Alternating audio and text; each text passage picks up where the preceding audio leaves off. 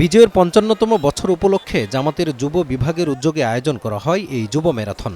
সকাল ৭:৩০টায় সোহরাওয়ার্দী উদ্যান থেকে শুরু হয় ম্যারাথন। মানিক মে অ্যাভিনিউতে সমাবেশের মধ্য দিয়ে শেষ হয় এই আয়োজন। যুব ম্যারাথনের নেতৃত্ব দেন দলের আমির ডাক্তার শফিকুর রহমান। তার সঙ্গে যোগ দেন সংগঠনের হাজারো নেতাকর্মী।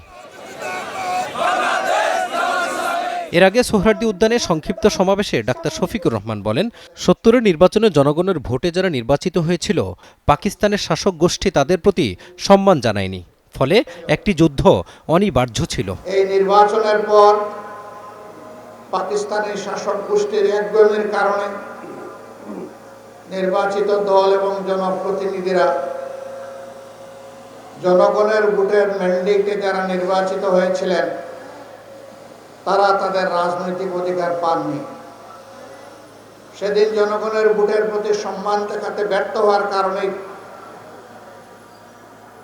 একটি যুদ্ধ অনিবার্য হয়ে উঠেছিল।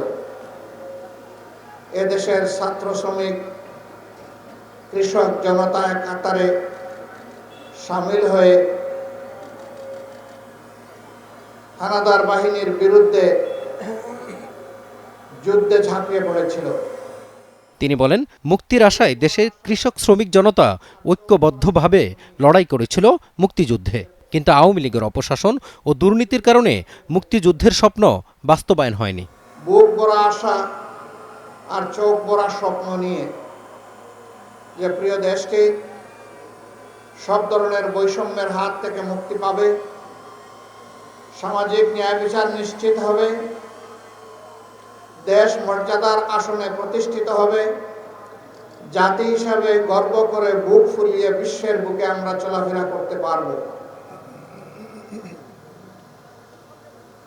যারা সেদিন নির্বাচিত হয়েছিলেন তারা এমনটাই জাতিকে আশ্বস্ত করেছিলেন।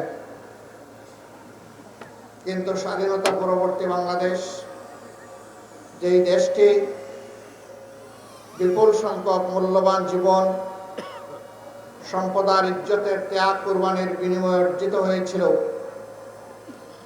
শাসক গোষ্ঠী জনগণের সাথে কথা রাখেনি। শাহবাগ, কাঁটাবন, সায়েন্স ল্যাব মোড় হয়ে মানিক মে অ্যাভিনিউতে গিয়ে শেষ হয় যুব ম্যারাথন।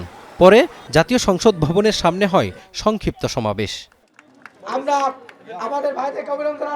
সমাবেশে দলের সেক্রেটারি জেনারেল বলেন, ৫৪ বছরে ভারতের আধিপত্যের কারণে মানুষ স্বাধীনতার স্বাদ পায়নি। বিজয় বা স্বাধীনতার অর্থ শুধু একটি ভূখণ্ড অর্জন করা নয়, বিজয় বা স্বাধীনতার অর্থ শুধু একটি পতাকা নয়, বিজয় বা স্বাধীনতার অর্থ শুধু একটি জাতীয় সঙ্গীত নয়, বরং বিজয়ের প্রকৃত অর্থ হলো একটি দেশ ও জাতির রাজনৈতিক স্বাধীনতা, অর্থনৈতিক স্বাধীনতা, ধর্মীয় স্বাধীনতা, গণতন্ত্র, ভোটাধিকার, মানবিক অধিকারের স্বাধীনতা। কিন্তু একটি আধিপত্যবাদী শক্তি আমাদের উপরেই সব স্বাধীনতাগুলো কেড়ে নিতে চেয়েছিল। আগামী নির্বাচনে আধিপত্যবাদের বিরুদ্ধে ভোট দিয়ে জনগণ দেশের ইসলামী শক্তিকে সংসদে পাঠাবে বলেও আশা করেন জামাত ইসলামীর নেতারা। জনগণের কাছে নিয়ে গিয়ে সফল করেছেন। Mazharul Islam, star news, Dhaka.